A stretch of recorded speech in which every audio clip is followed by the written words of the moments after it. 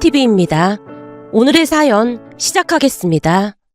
시어머님이 집에 들르라고 몇 번이나 강조하셨기에 그날은 제가 시댁 현관 비밀번호를 누르고 들어가자마자 시어머님이 혼자 소리처럼 푸념을 하셨어요. 네가 그렇게 문을 열고 들어오면 안 되는 건데 이제는 비밀번호도 바꿔야겠어. 혹시라도 제가 급하게 올 일이 있을지도 모르는데 그냥 두세요. 다른 사람도 아니고 네가 그렇게 막 문을 열고 들어와서야 쓰겠니? 절대 그런 말 하지도 마라. 근데 뭘 그렇게 잔뜩 들고 왔어? 오다가 필요한 것 좀 사다 보니까 이만큼 샀네요. 며칠 전에 제가 온라인으로 주문한 건 잘 받으신 거죠? 잘 받긴 했는데 이제는 그 온라인 주문도 그만해라. 그리고 집에 세제가 얼마나 많은데 뭘 또 사오고 그랬어. 이 세제가 무겁잖아요. 어머님이 온라인으로 주문하는 거 어려워하시니까 혹시 몰라서 몇 개 더 사와봤어요. 그러게 온라인 주문하는 거 배우시라니까요. 됐어. 이 앞 마트에 가면 다 있는데 귀찮게 뭐하러 그래. 마트에서 여기까지 들고 오려면 무겁잖아요. 배달시키면 잘 가져다 주는구만. 뭔 걱정이야. 어머님 배달 안 시키시고 직접 들고 오시잖아요. 앞으로는 제가 이렇게 해드리지도 못하는데 걱정이 안 되겠어요? 저도 모르게 그 말이 튀어나오고 말았고 시어머님 얼굴이 급격히 어두워져 있었습니다. 결국 제가 급히 말을 돌렸습니다. 어머님, 근데 저는 왜 부르신 거예요? 다른 게 아니라 줄 게 있어서 불렀어. 줄 거라니요? 내가 방에서 가지고 올 테니까 우선 여기 앉아서 기다려봐라. 시어머님 말에 소파에 가서 앉았고 방에 들어가셨던 시어머님이 뭔가를 들고 나오셨는데 들고 있던 것을 제 앞에 내려놓으며 입을 떼셨어요. 이거 결혼할 때 보태라. 이게 뭔데요? 얼마 안 되는데 그동안 내가 준비해 둔 거야. 시어머님 말에 봉투를 확인하다가는 화들짝 놀란 채 외쳤습니다. 어머님, 이게 무슨 돈이에요? 내가 방금 말했잖아. 너 결혼할 때 보태라고. 그쪽은 초혼이라면서. 그러니 혼수라도 잘 준비해 가야 할 거 아니야. 네가 친정이 있길래 어디 하나 의지할 데가 있길래. 그러니 내가 챙겨야지 누가 챙기겠어. 그냥 엄마가 주는 돈이다 하고 받아. 그래도 이건 너무 많아요. 제가 다시 돈을 시어머님 쪽으로 밀었는데요. 시어머님이 허리를 꼿꼿하게 세우고 말씀하셨어요. 많긴 뭐가 많다고 그래. 내가 괜히 챙겨주는 줄 알아. 그쪽은 초혼이고 너는 재혼이니까 기죽지 말라고 챙겨주는 거잖아. 그러니까 잔말 말고 시키는 대로 해라. 순간 제 눈에서 뜨거운 눈물이 왈칵 쏟아졌기에 급히 고개를 돌렸는데요. 시어머님이 혀를 차며 입을 떼셨어요. 그렇게 시도 때도 없이 눈물을 쏟으면 사람들이 쉽게 본다고 내가 몇 번이나 말했잖니. 어떻게 된 게 그 눈물 쏟는 버릇은 시간이 지나도 고쳐지질 않아. 이러니 내가 걱정이 돼서 잠이 오겠어 안 오겠어. 시어머님도 저를 따라 조용히 눈물을 훔치셨습니다.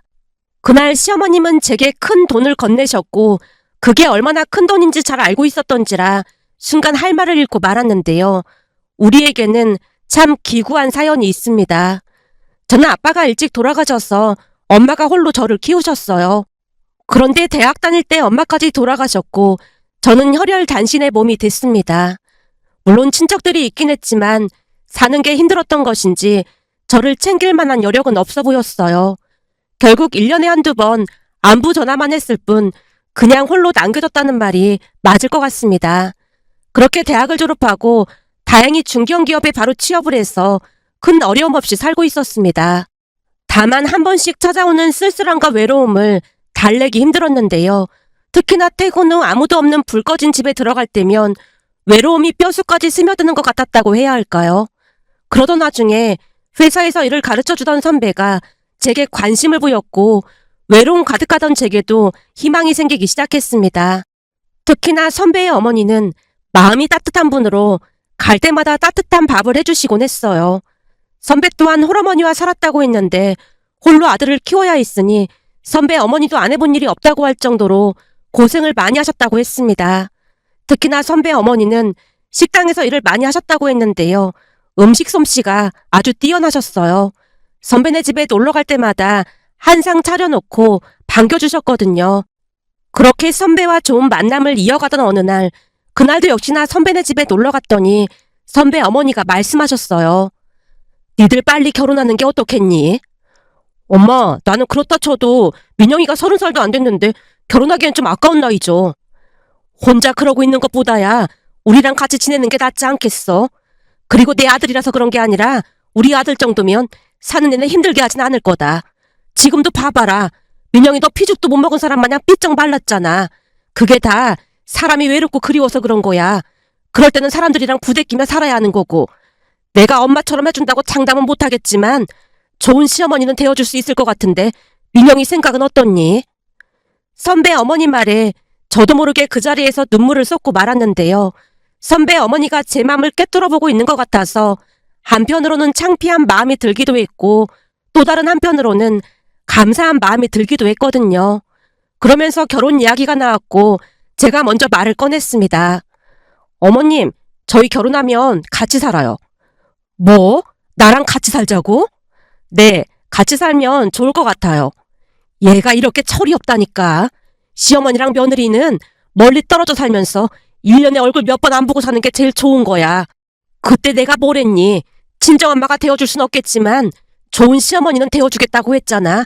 난 좋은 시어머니로 살다가 가고 싶으니까 그렇게 알고 있어. 선배 어머니가 펄쩍 뛰면서 반대를 하셨는데요. 선배도 나서서 저를 나무랐습니다. 엄마 말이 맞아. 그냥 따로 살면서 자주 만나면 되지. 자주 만나길 뭔 자주 만나. 그냥 서로 생사 여부만 전하고 살면 되는 거지. 엄마, 아무리 그래도 그건 아니지. 선배가 화들짝 놀라며 말을 했지만 선배 어머니는 같은 말만을 반복할 뿐이었어요.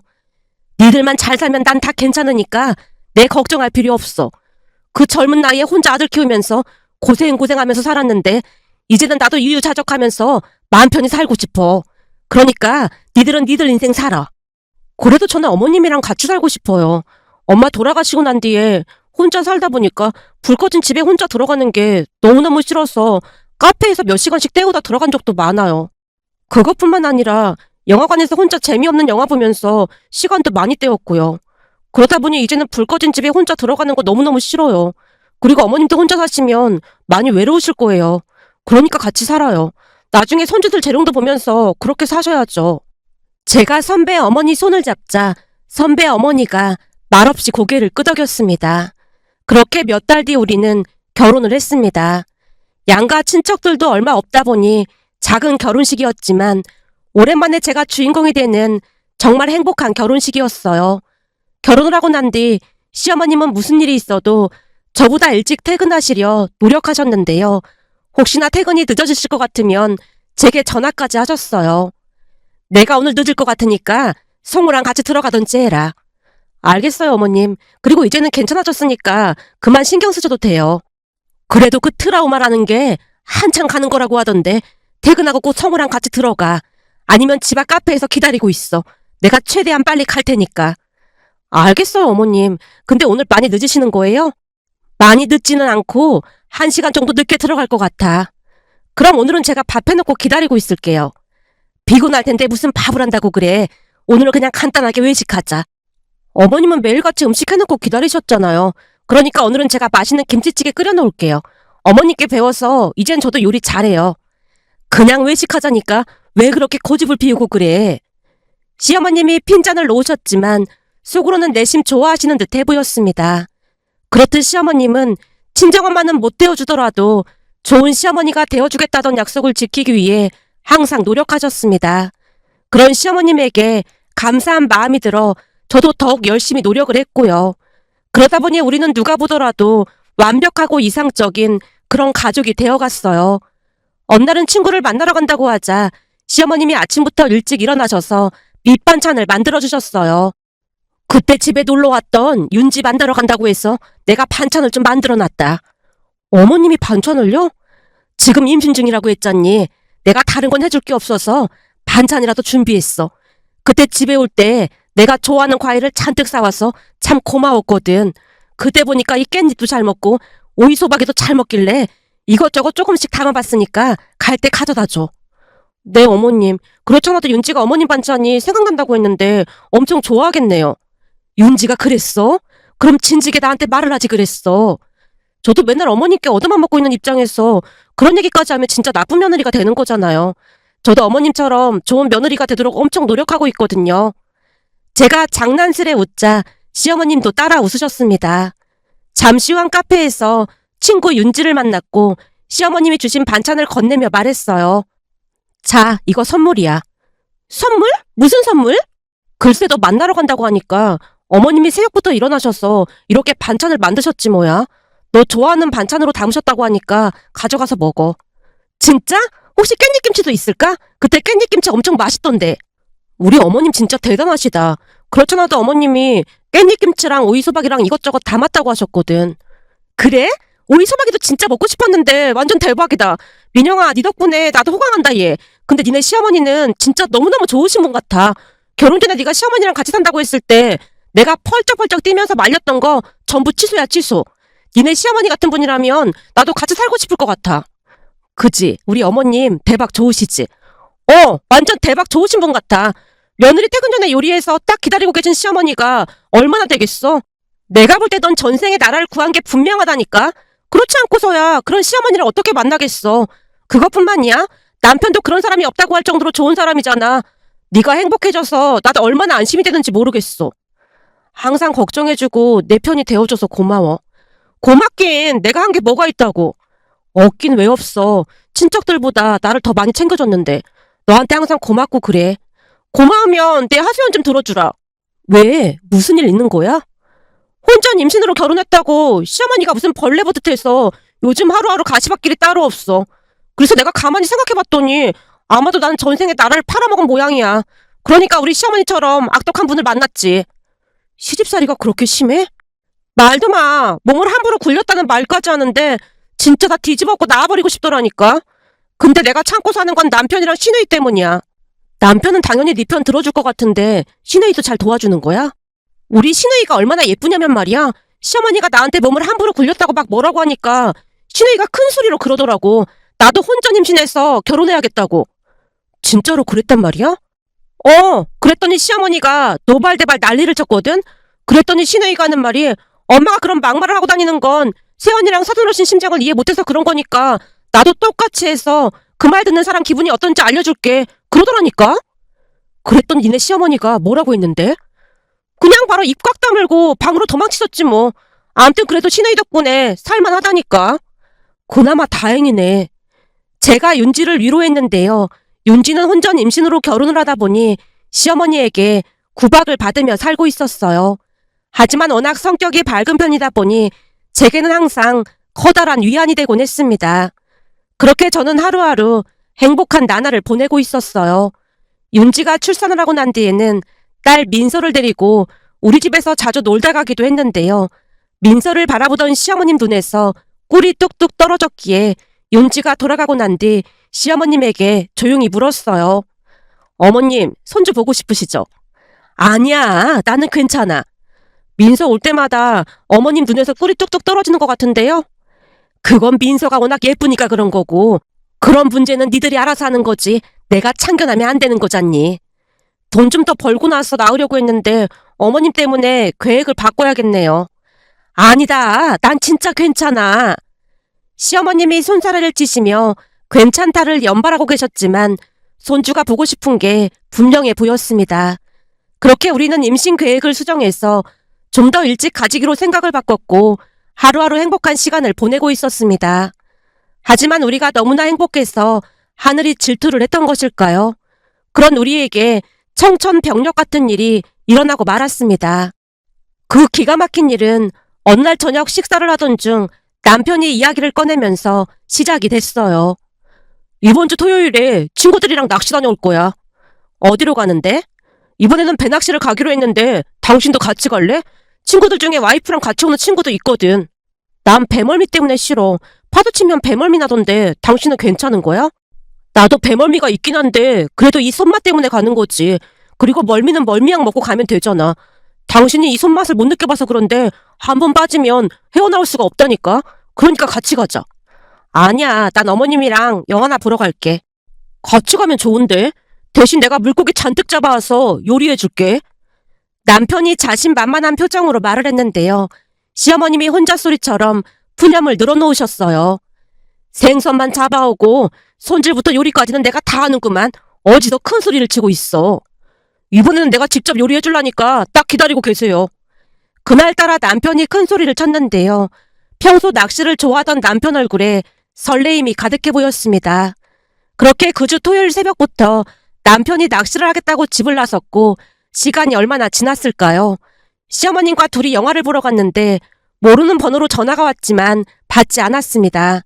그랬더니 남편 친구가 급하다며 빨리 전화를 달라는 문자를 보내왔고 깜짝 놀란 채 시어머님과 함께 밖으로 나와서 전화를 했더니 남편 친구가 눈물만 흘리고 있었어요.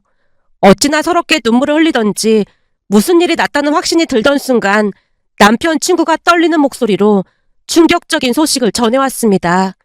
그날따라 파도가 거세서 사고가 났다는데 다른 사람들은 구조가 됐지만 오로지 남편만이 세상을 떠나고 말았습니다. 병원에 도착해서 처음에는 믿어지지가 않아 멀뚱멀뚱 서 있기만 했지만 싸늘하게 누워있는 남편을 보며 현실을 직시해야만 했습니다. 거기다 저보다는 시어머님을 먼저 챙겨야만 했는데요. 남편을 보자마자 시어머님이 그 자리에서 쓰러지셨거든요. 그렇게 저는 정신을 차릴 틈도 없이 남편 장례를 치러야만 했는데요. 다행히 윤진의 부모님과 윤지 부부가 와서 큰 도움을 줬습니다. 장례를 치르는 동안에도 시어머님은 일어나지 못하셨고 시어머님 없이 장례를 치러야만 했어요. 하지만 그게 끝이 아니었습니다. 그 뒤 충격으로 시어머님이 실어증에 걸리신 채 말을 못하셨거든요. 그러다 보니 저는 남편을 떠나보낸 슬픔을 느낄 틈도 없이 시어머님을 돌봐드려야만 했습니다. 남편 장례식을 치르고 1년이 넘도록 시어머님은 마치 영혼이 없는 사람 마냥 멍이 누워만 계셨어요. 그나마 다행이었던 것은 제가 눈물로 애원을 하다 보니 시간이 지나면서 조금씩 정신을 차리셨는데요. 하지만 깊어진 우울증으로 인해 시어머님과 저는 정신과 상담까지 받아야만 했고 한동안은 약에 의지한 채 살 수밖에 없었습니다. 그렇게 1년이 지나갔고 2년이 지나갔어요. 그러는 동안 저는 회사도 그만둔 채 시어머님을 돌봐드려야만 했습니다. 그러던 어느 날은 친구 윤지가 찾아와서 저를 설득했어요. 너 언제까지 그러고 있을 거야? 내가 뭘. 지금 회사도 그만두고 내내 집에만 있잖아. 생활비가 있긴 한 거야? 참 기가 막힌 게 남편이 들어놓은 보험금이 있더라고. 그건 그렇고 너 언제까지 거기서 그러고 있을 생각인 거야? 그게 무슨 말이야. 여기가 내 집인데 내가 어딜 가. 민영아, 이제는 정신 차려야지. 남편도 없는데 언제까지 거기서 살려고 그래. 네 남편 떠난 지도 벌써 2년이 지났는데 너도 이제 새 출발해야 할 거 아니야. 지금 어머님한테는 나밖에 없는데 그럼 우리 어머님은 어쩌고. 잘 들어. 물론 니네 시어머님이 그동안 잘해주신 건 나도 잘 알아. 그치만 네 나이가 많은 것도 아니고 언제까지 그러고 살 거야. 그러기엔 네 인생이 너무 불쌍하잖아. 나도 이런 말 하기 정말 너무 속상한데 나한테는 네가 먼저야. 그러니까 거기서 나와서 다시 취업도 하고 그렇게 살자. 마음 써줘서 고마운데 근데 지금은 아닌 것 같아. 어머님 좋아지시면 그때는 나도 그래 볼게. 제 말에 윤지가 한동안 눈물만 떨고 돌아갔는데요. 그 누구보다도 저를 아낀다는 것을 잘 알고 있기에 저도 내내 눈물만 흘리다 집으로 돌아왔어요. 그렇게 또다시 시간이 지나갔고 시어머님도 조금씩 좋아졌기에 제가 먼저 말을 꺼냈습니다. 어머님, 이제는 저도 일을 해야 할 것 같아서 다시 취업해볼까 해요. 그동안 혼자 집에 계실 수 있죠? 그럼 이제는 나도 정신 차리고 살아야지. 그래서 말인데 넌 이제 그만 방 하나 얻어서 나가 살아라. 네? 방을 얻어서 나가라니요. 성우도 없는 마당에 이제는 너랑 나랑 남이나 마찬가지 아니겠니? 한창 젊은데 이제는 네 살 길 찾아가야지. 난 괜찮으니까 살집 구하는 대로 나가도록 해. 어머님만 두고 제가 어떻게 나가겠어요. 난 괜찮으니까 너도 네 살 길 찾도록 해. 성우가 남긴 보험금도 있지 않니? 그걸로 방 하나는 구할 수 있을 거다. 그 돈을 제가 어떻게 쓰겠어요. 왜 못 써? 네가 법적인 상속인이잖아. 난 이 집도 있고 먹고 살만하니까 너도 나가서 네 살 길 찾으란 말이야.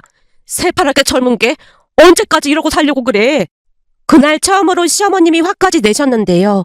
시어머님은 저와 연을 끊기로 작정을 하신 듯해 보였습니다.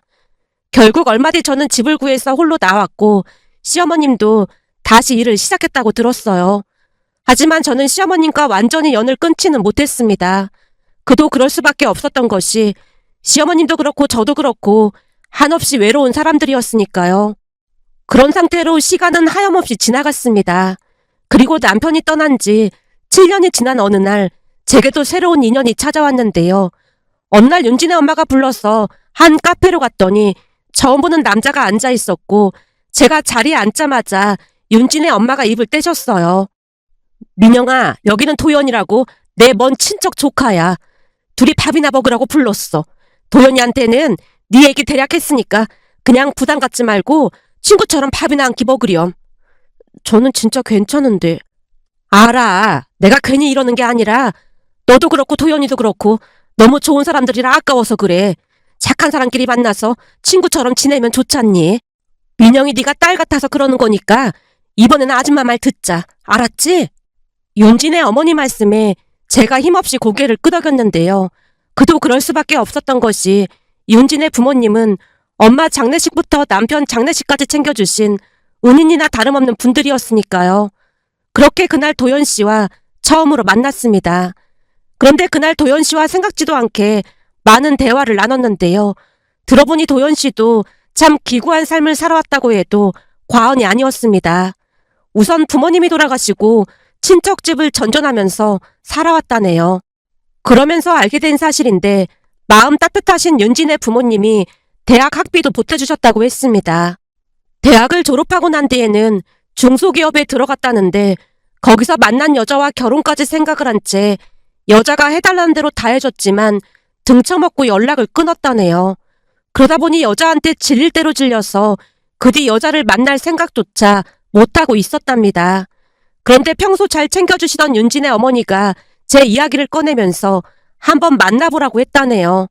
다른 사람도 아니고 윤진의 어머니 말씀이다 보니 도연 씨도 거절하지 않고 저를 만나러 나왔답니다. 그날 도연 씨의 사연을 들으며 왠지 모르게 제가 겹쳐 보였기에 비록 첫날이었지만 우리는 많은 대화를 나눴습니다. 그 뒤 가끔 만나서 서로의 아픔을 위로하고 하소연하는 사이로 잘 지냈습니다.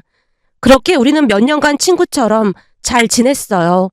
둘 다 큰 상처가 있었던지라 선뜻 다가갈 용기는 없었으니까요. 다만 시어머님과는 한 달에 몇 번씩 만나서 여전히 잘 지내고 있었습니다. 그러던 어느 날은 퇴근 후 집에 들어갔더니 도둑이 들어왔던 것인지 집안이 난장판이 되어 있는 게 아니겠어요. 어찌나 놀랐던지 다리가 후들거려서 간신히 밖으로 나온 채 도연 씨에게 전화를 했는데요.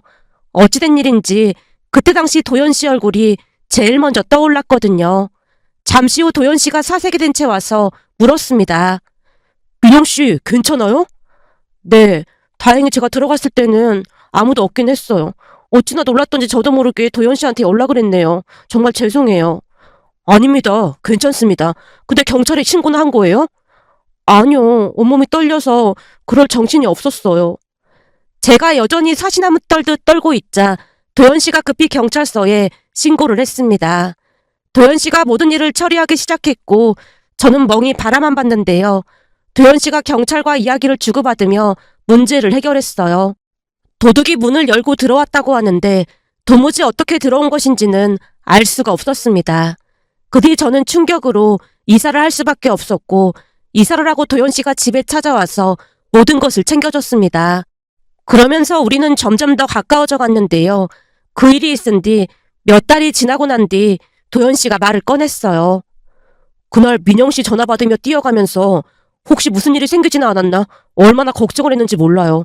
그냥 눈앞이 깜깜해졌다는 말이 맞겠네요. 암튼 그날 민영 씨한테로 뛰어오면서 민영 씨를 많이 좋아하고 있다는 걸 새삼 느꼈습니다. 그러면서 제가 민영 씨 옆에 있을 자격이 있을까에 대해 계속 고민하고 또 고민했어요. 자격은 제가 없는 거 아닌가요? 그게 무슨 말씀이세요? 도연 씨는 초혼이고 저는 재혼이잖아요. 그러니 제가 도연 씨 옆에 있을 자격이 없는 거죠. 저 아니면 도연 씨는 더 좋은 사람 만날 수 있을 거예요. 그때 당시에는 도연 씨가 좋은 사람이라는 걸 확신할 수 있었지만 도연 씨가 좋은 사람이라는 생각이 들수록 제가 너무 부족한 사람이라는 생각만 들었으니까요. 결국 제가 복잡 미묘한 표정으로 입을 다문 채 앉아만 있었는데요. 도연 씨가 다시 말했습니다. 저는 민영 씨와 결혼해서 온전한 가정을 만들고 싶습니다. 부담은 갖지 마시고 천천히 생각해 주세요. 그렇게 도연 씨가 예전과는 다르게 적극적으로 다가왔고 1년쯤이 더 지난 어느 날 우리는 연인 사이가 됐어요. 물론 바로 결혼을 하기로 한 건 아니었고 서로 의지를 하면서 여느 연인들처럼 지냈습니다. 다만 아무래도 제가 재혼이다 보니 다른 연인들처럼 결혼을 서두르진 않고 천천히 생각해보기로 했어요. 그러는 사이 시간은 쏜살같이 지나가고 있었고 남편이 떠난 지도 꽤 많은 시간이 흐른 어느 날 도연 씨가 청혼을 해왔습니다. 물론 그때쯤은 도연 씨가 제 삶에 없어서는 안 되는 존재가 되어 있었기에 저도 고민 끝에 청혼을 받아들였습니다. 그런데 문제는 시어머님과의 관계였는데요. 그때까지도 시어머님과 여전히 왕래를 하면서 잘 지내고 있었거든요. 하지만 제가 결혼을 한다고 말을 하자 시어머님이 복잡한 표정으로 입을 떼셨어요. 벌써 새 출발했어야 했는데 너무 오래 걸렸어. 그게 쉬운 일이 아닌걸요. 그래도 여전히 여기에 뭔가가 얹힌 듯한 그런 기분이에요. 시간이 이렇게 많이 지났는데 그럴 필요가 뭐가 있어. 벌써 새 출발했어야 하는 게 맞는 거야. 내가 너한테 엄마는 되어주지는 못하겠지만 좋은 시어머니는 되어주겠다고 약속했는데 그러지 못했던 것 같구나. 벌써 좋은 사람 만나서 새 출발했어야 했는데 너를 너무 오래 붙들고 있었어. 아니에요. 그게 어떻게 쉬운 일이겠어요. 사실 지금도 마음이 좀 그래요. 그런 마음 갖지 말고 이제는 행복하게 살아. 그리고 앞으로는 여기에 오지도 마라. 네? 여기에 오지 말라니요. 넌 가끔 보면 생각이 없어도 너무 없어. 이제는 내가 누구야? 전 남편 엄마잖니. 근데 네가 여기를 드나들면 남편이 뭐라고 하겠어. 부부간에도 기본적인 예의를 지켜야 하는 게 맞는 건데 그건 정말 예의 없는 행동인 거야. 그러니까 이제는 그만 오도록 해. 그동안 너도 할 만큼 했어. 딸이라고 해도 너처럼 한 달에 몇 번씩 찾아오진 않았을 거야. 넌 딸보다 더 잘했어. 그러니 이제는 다 잊고 행복하게 잘 살아. 네가 잘 사는 게 내 마지막 소원이야. 그날 시어머님과 손을 맞잡고 한동안 눈물만 흘렸습니다. 그리고 며칠 뒤 시어머님이 꼭 집에 들르라고 당부를 했기에 이것저것 사서 시댁으로 갔는데요. 시어머님이 꽤 큰 금액을 건넸기에 많이 놀랄 수밖에 없었고 하염없이 눈물만 흘리고 있자 시어머님이 조용히 입을 떼셨어요. 내가 너한테 엄마는 되어줄 순 없겠지만 좋은 시어머니가 되어주겠다고 했던 말 기억나지? 근데 이제는 우리 인연도 여기까지니까 처음이자 마지막으로 네 친정엄마가 되어주고 싶어서 그래. 딸이 시집 가는데 괜히 책 잡힐까봐 걱정이 돼서 그러는 거니까 이둥 결혼할 때 보태 쓰도록 해. 그리고 이제는 여기에 다시는 오면 안 된다. 그건 무조건 약속해야 해. 내 말 알겠니? 이제는 전화도 하지 말고 여기도 절대로 찾아오지도 말아야 해. 시어머님이 몇 번이나 당부를 하셨기에 힘겹게 대답을 하고 그곳을 나왔는데요. 그날 집에 돌아와서 얼마나 많은 눈물을 흘렸는지 모른답니다. 그렇게 다음날 도연 씨를 만났더니 놀란 표정으로 물었어요. 민영 씨, 눈이 왜 그래요? 혹시 울었던 거예요? 그게 사실은 전 남편 어머니와 여전히 연락하고 지낸다고 했잖아요. 제가 시어머님과 있었던 이야기를 자세히 말해줬는데요. 제 이야기를 숨지겨 듣기만 하던 도연 씨가 조용히 입을 뗐습니다. 그러니까 우리 결혼할 때 쓰라고 그 큰 돈을 주셨단 말이에요? 네, 그 사람 그렇게 떠나고 나서 서로 의지하고 살다 보니까 아무래도 이제는 시어머니라기보다는 엄마 같다는 생각도 들었는데 어머님도 그랬던 게 아닌가 싶어요. 근데 어머님 말씀처럼 도연 씨랑 결혼하게 되면 더 이상 연락을 하지 않는 게 맞긴 하잖아요. 그래서 어제 마지막으로 만나 뵙고 왔어요. 앞으로는 다시 만날 일 없을 테니까 신경 쓰지 마요. 도연 씨에게 약속을 했지만 곧 도연 씨 입에서 충격적인 말이 새어나왔습니다. 그럼 저도 한번 만나 뵈야겠네요. 네? 만나 뵙다니요? 민영 씨한테 친정 어머니나 같은 분이시라면서요. 그러니까 저도 찾아뵙고 감사 인사를 드려야 하는 게 맞는 거죠. 아니에요. 그럴 필요 없어요. 제가 당황한 채 손사래를 쳤지만 도연 씨는 시어머님을 만나 뵙겠다고 했고 결국 제가 시어머님께 전화를 했어요. 어머님, 도연 씨가 어머님 만나 뵙고 싶다고 해서 한번 갈게요. 뭐? 여길 어디라고 결혼할 사람을 데리고 와? 얘가 큰일 날 소리 하고 있네. 어머님, 그때 저한테 마지막으로 친정엄마가 되어주신다고 하셨잖아요. 그러니까 친정엄마로 어머님을 뵙겠다는 말이니까 그렇게 알고 계시면 될 것 같아요. 제 말에 시어머님 목소리가 미세하게 떨리고 있었지만 우선 알았다고 대답을 하며 전화를 끊었고 얼마 뒤 도연 씨와 함께 시어머님을 뵈러 갔습니다. 집에 들어가자마자 음식 냄새가 가득했기에 제가 웃으며 물었어요. 어머님, 또 한상 차리신 거예요? 어서 와요. 반가워요. 안녕하세요. 정도연입니다. 도연 씨가 허리 숙여 인사를 했고 곧 식탁에 앉았는데요. 도연 씨가 눈이 휘둥그레진 채 한동안 식탁만 바라보다가는 등을 돌려 눈물까지 훔치는 게 아니겠어요. 놀란 채 도연 씨에게 물었어요. 도연 씨, 왜 그래요? 이 음식들, 그동안 내가 먹고 싶다고 했던 그 음식들이잖아요. 맞아요. 전에 어머니가 해준 음식을 먹고 싶어 한다는 얘기를 민영이한테 들었어. 내가 한번 준비해봤는데 어머니가 해주신 맛이랑 같을지는 잘 모르겠네요. 시어머님 말에 도연 씨가 갈비탕을 맛보다가는 폭폭 눈물을 흘렸습니다. 어때요? 좀 비슷해요? 어머니가 해주신 맛이랑 똑같아요. 여러 식당에 가서 먹어봐도 이런 맛이 안 나던데 어떻게 하신 거예요?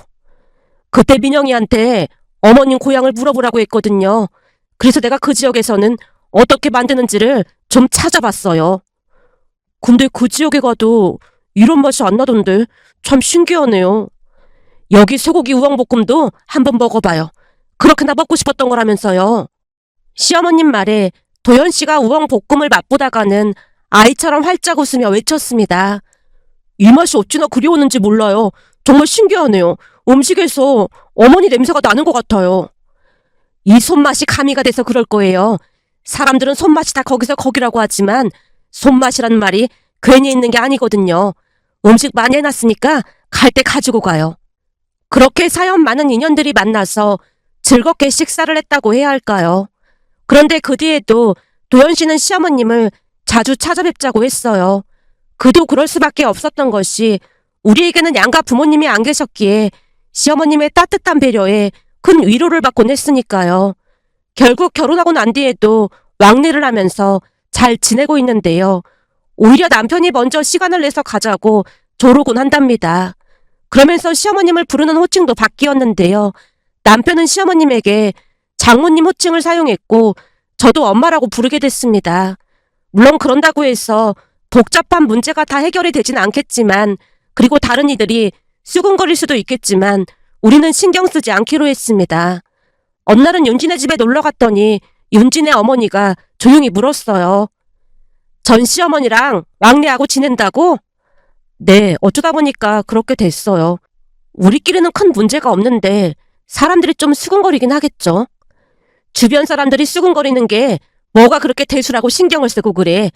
그것도 인연이라면 인연인데 그냥 물 흐르듯 그렇게 자연스럽게 사는 것도 나쁘지 않을 것 같아. 요즘은 입양하는 사람들도 많은데 그냥 입양됐다고 생각하고 살아.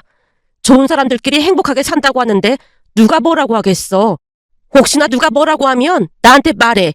내가 가서 아주 혼내줄 테니까. 윤진의 어머니가 주먹까지 불끈 쥔 채 외치셨습니다. 그리고 우리는 윤진의 어머니 말씀처럼 남의 시선 따위는 신경 쓰지 않고 행복하게 잘 살고 있습니다. 지금도 엄마 집에 간다고 하면 음식을 잔뜩 차려놓고 기다리고 계신데요.